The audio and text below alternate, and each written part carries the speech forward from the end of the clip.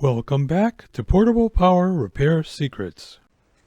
So today we have 3 booster Pac Brand jump starters. We've got a model ES5000, here's an ES2500, and here's another ES2500. Now here's what they're doing. So I've got the charger plugged into this one. You can see all the lights are lit. Indicates charging. Also says charge complete. So I disconnect the charger. Lights go off. You press the status button. You get absolutely nothing. Okay, let's try the next one. Alright, I've got the charger plugged in. Same thing. Says charging. Also says charge complete. Here's the charge jack. A little hard to find if you don't know where it is on these models. It's right here. Right behind the handle. Disconnect the charger. Lights go off. Push the button. Status button. Nothing. Okay. What about this third one? This third one's nice and clean. Alright, we got the charger plugged into the third one. Look at that. This time the lights actually went out and it says charge complete. Okay, what if I press the status button? Unfortunately, only these 2 lights light. The third light that would indicate full charge does not light. Alright, what's going on with these? So, what we're going to do next to get to the bottom of this is we're going to check voltage at these battery clamps. Now these clamps are always live. There's no switch to turn on the jump function because that's the only function these boxes have. Well, I guess it's got a 12 volt DC power jack. Alright, let me put the camera down. Do I have to? Maybe not. Let's see if we can get that caught there. Put this on DC volts.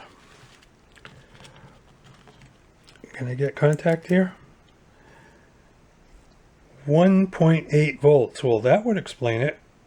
Not charging that battery. Alright, let's try the next one. Alright, so I'm on the second unit now. Half a volt. Well, when a 12 volt battery reads half a volt, that's pretty dead. How did they get this dead? Alright, let's try the third one. Now this is a nice clean unit that would not light this third light. So I'm expecting this battery will be weak. Now a good 12 volt battery fully charged should read about 12.7 volts.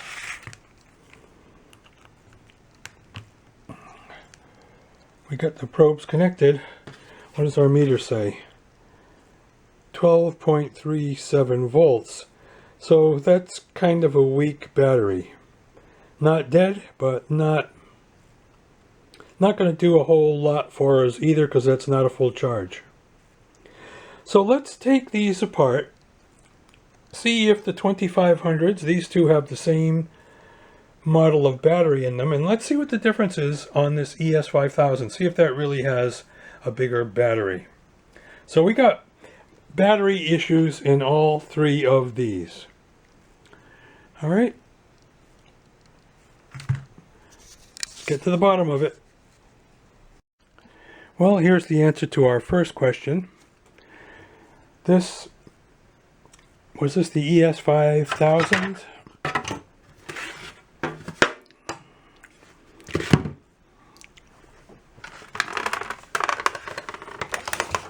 Yep, ES5000.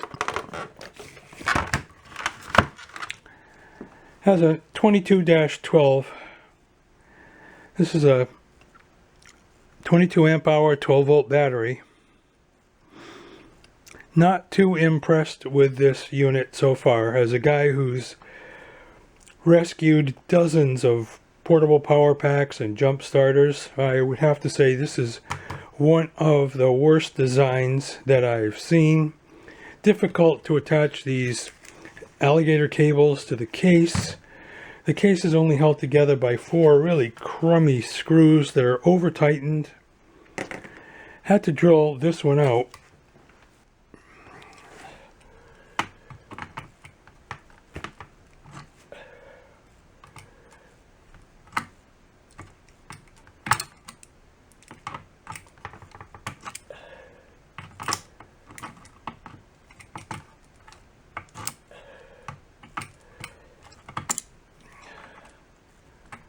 Hot.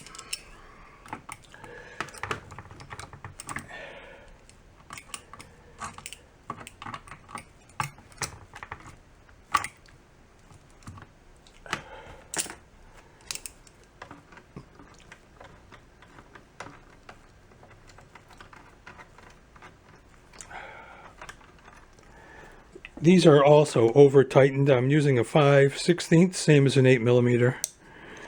And also a number 2 Pittsburgh Phillips.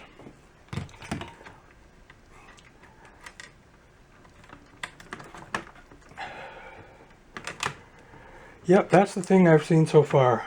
Over tightened.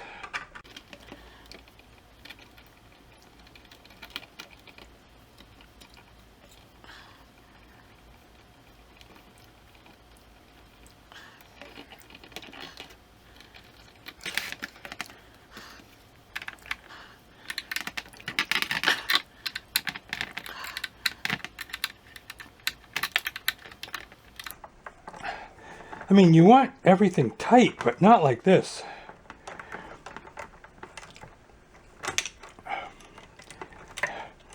Not that it had anything to do with the failure, it just makes repair less than pleasant.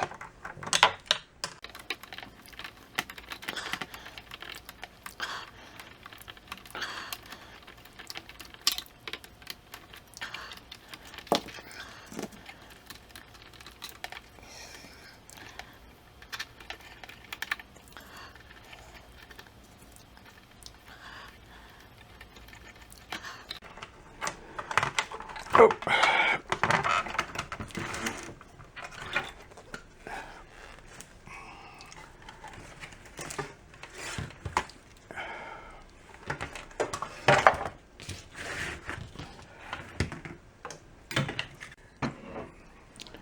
All right, next we tackle the worst of the 2 ES2500s. 3 of the screws look like they're going to come. This one here is corroded, same as on the other unit. So we'll see if that's going to come or not. These were very tight on, oh, this comes right out though. They were so tight on that other unit.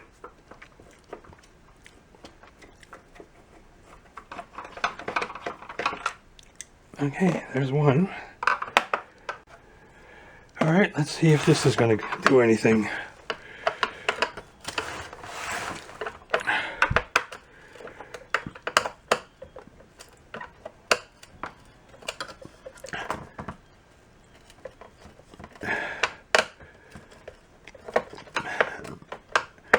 Oh, I see what it is. I think there's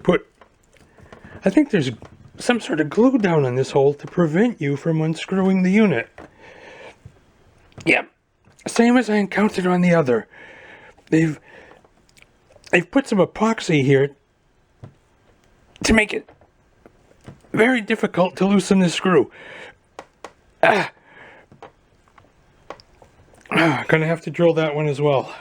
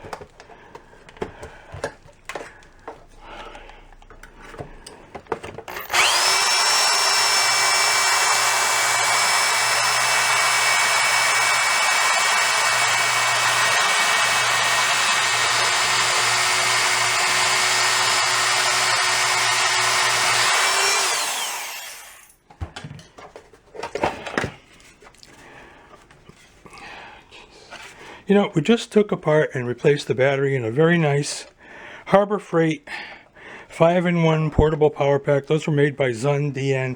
Top quality portable power pack. A pleasure to own, a pleasure to use, a pleasure to take apart and fix. Junk. Alright, let's see what kind of battery is in this one. No wonder they threw all three of these away. Okay, what do we got? They've blocked out what it really says underneath. Here's your part number, ES2500. Well, let's pull that sticker off.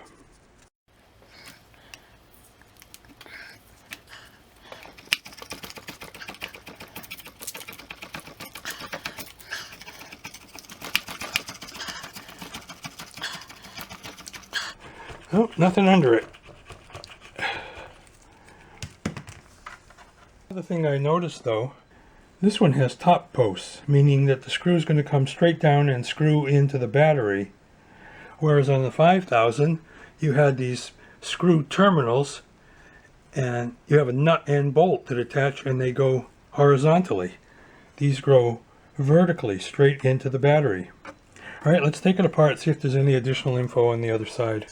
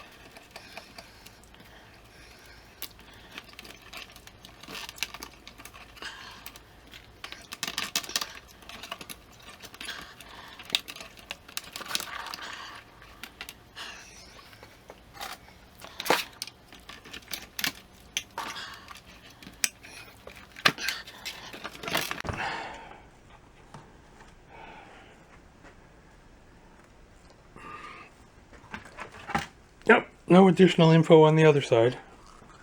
Don't know what this is. Cracked piece of plastic from somewhere. From here. From here. Yep. Now I know what you're thinking. What about the Miracle Pulse Charger? Will the Pulse Charger bring these back? I don't think so. I think it's immediately going to tell you to replace, but we'll try it.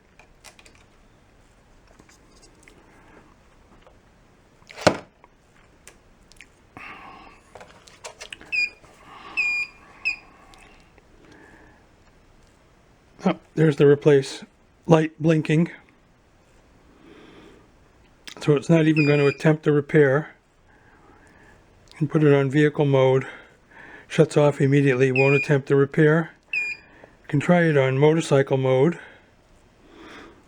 This is like a motorcycle battery. See, it's no good. Battery's all done. Pulse Charger will not bring these back.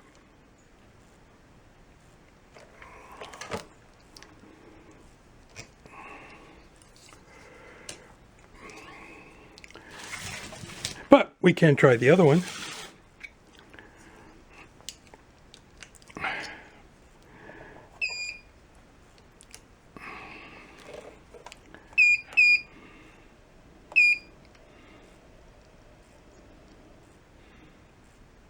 Oh, motorcycle mode immediately shuts off.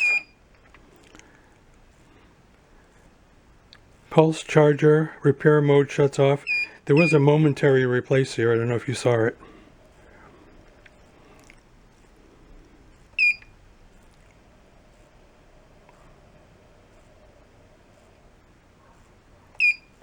Nope, these are not coming back. They're bad batteries.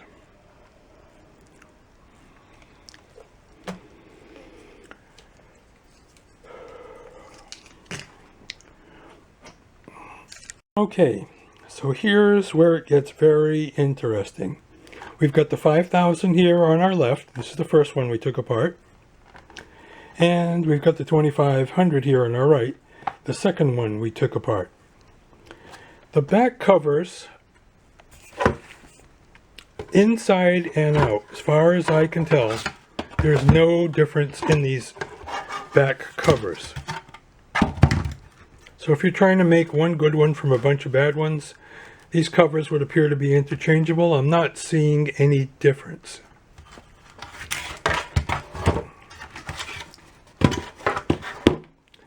The insides, though, first thing, look at the difference in the length of the jumper cables. The 2500, this one anyways, has very short jumper cables. That's all you got.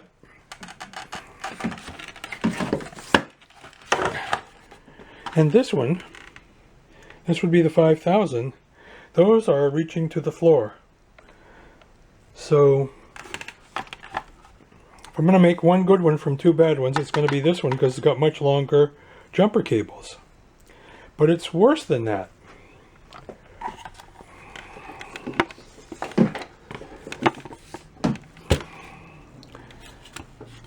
This 5000 is in trouble. Look at that circuit board. Can you see, under my thumb there's a rectifier back there. Can you see how brown that board is? Look back there. And let's look underneath the circuit board. Do you see here how it's, look at that solder joint right in the middle. I'll put an arrow to it. Do you see how that solder joint is overheated and blown out? How the whole circuit board is all brown in there? We don't just have a bad battery, we have circuit board problems on this 5000. So it may have longer jumper cables. It may have the preferred battery style. But I suppose we could transfer the long jumper cables to this one. This is a totally different circuit board. It does not appear to be damaged in any way. So if the goal was to make one good one from two crummy ones, the easiest way would be to transfer these long cables to here and use this one, although we got some damage to the case here. Well, let's take this apart further and see what's wrong with that circuit board.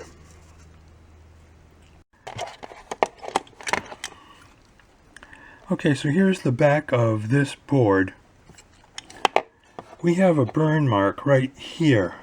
Let's see what burned a hole. This board has been varnished, so in order to make any test with a multimeter, all this varnish has to be scraped away. The varnish works as an insulator and keeps you from making contact with the components. But there's a big burn mark here. What's on the opposite side of that?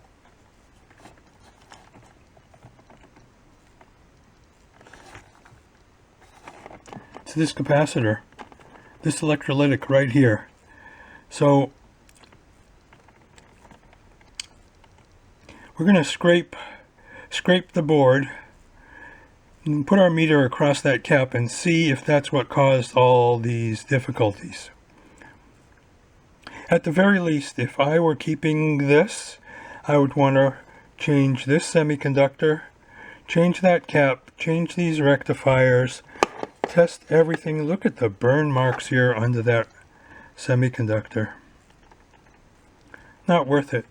This is, I'm sorry, I've seen a lot of jump starters, portable power packs. This is junk with a capital J. I know people love this brand. There are great reviews for Booster Pac Brand. They have a non-standard charging jack. I mean, everything about this just reeks of junk. Not for me. But I am going to see if that cap is what started this problem. Okay, I've taken the cap, removed it from the circuit board, and I was wrong I was wrong about the location of this burn mark. That's actually directly under this rectifier. And the cap is connected to the anode of the rectifier. So let's check it. Now the camera will never show this, but it's marked 22 microfarad, never going to see it, 22 microfarad, 50 volt, 105 degrees Celsius. Let's check it.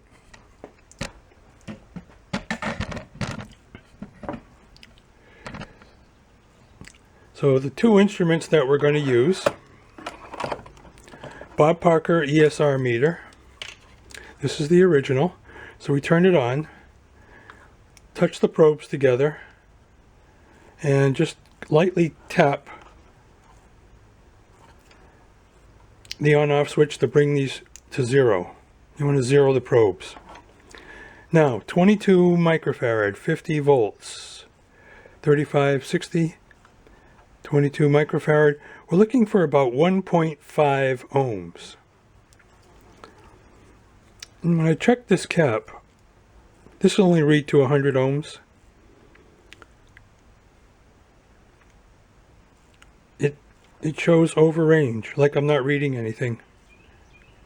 So that tells me the resistance of this cap is over 100 ohms. It's supposed to be no more than 1.5 ohms. Alright, I've got my reliable, very, very reliable Fluke 12 best meter for electronic troubleshooting money can buy, if you can still get one, ever made. Best meter ever made for this, in my opinion. And what do we get? Around 7 microfarads and dropping. Now it's supposed to be 22 microfarads. Obviously no good. So this may have been the cause of all this difficulty. But to fix this board, not only are you dealing with all this varnish, you'd have to change the regulator. This is a 12 volt regulator. It's just all bubbled, and you'd have to change these rectifiers. You'd have to check everything in here. It's just not worth it. So I'm going to scrap this unit. I am not at all impressed with the build quality of these. Then we'll make a decision on that second unit. Okay, I've got the thing completely stripped and all apart now. Before I throw this in the plastic recycling, let me show you why it's so hard to get this upper left screw out. You can see that there's glue here. I don't know that you would necessarily call that epoxy, but it's some sort of very hard white glue. That's why that screw does not come out. 2 units so far. They deliberately glued that to make this very difficult to take apart. I couldn't get it apart. I had to drill both of these out. Very poor form. This is a sign of total crap. They don't want you to see how poorly the thing is made, so they make it difficult for you to take apart. It's just ridiculous, and that's why 3 of these are in the dump. If I see another one of these in the dump, I am surely not going to bring it home, because these are junk. Booster Pac Brand. So here's the disposition of the charge controller board that was originally in this clean Booster Pac 2500. Now if you recall, it would quickly shut off when charging, but only 2 of the 3 power lights would come on. So how did I fix it? It's working fine now. We can see that it's turned off. If I push the button, all 3 lights come on. You can see that the green charge complete light stays on. We are at 12.73 volts, which is just about where you would ideally want it to be, 12 3/4 volts. We're charging a long tractor battery here. And for a source of power, I'm using my bench meter. Now the official chargers for these are rated 19 volts DC, 1.5 amp. Here we can see we're at idling at 18.7 volts. Don't know if the camera is going to pick this up, but amps is at 0 or slightly below 0 on these analog meters. Now here's something very interesting. So it's around 73 degrees here in the garage this afternoon.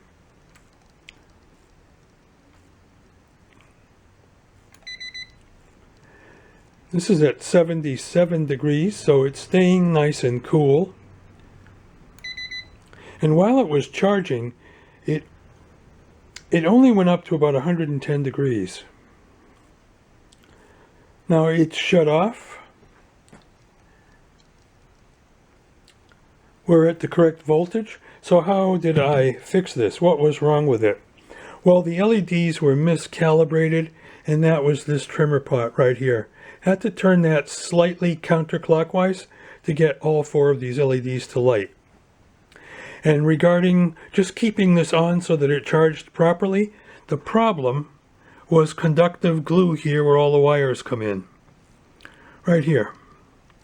Do you see all this mustard? I broke off a significant part of this glue and suddenly it started working. Now I had checked all these caps. There's nothing wrong with the 3 caps. It was conductive glue that was causing most of the problem here. And I had turned this previously and it made no difference, so I probably just put it back in the wrong spot. But if you have a situation where you can't get all 3 of these lights to light, even when your meter is telling you that you've got 12 3/4 volts, then just turn this slightly counterclockwise. The big problem was conductive glue right here. I would say that this charge controller board is fixed.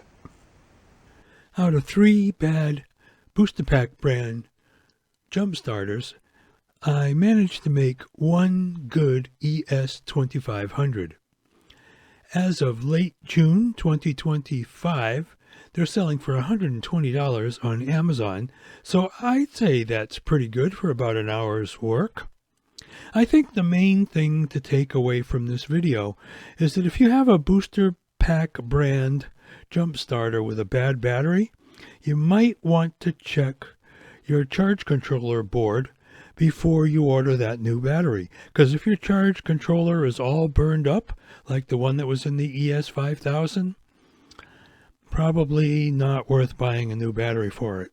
But we do have 1 good unit, so I hope this video helps someone. Thanks for watching.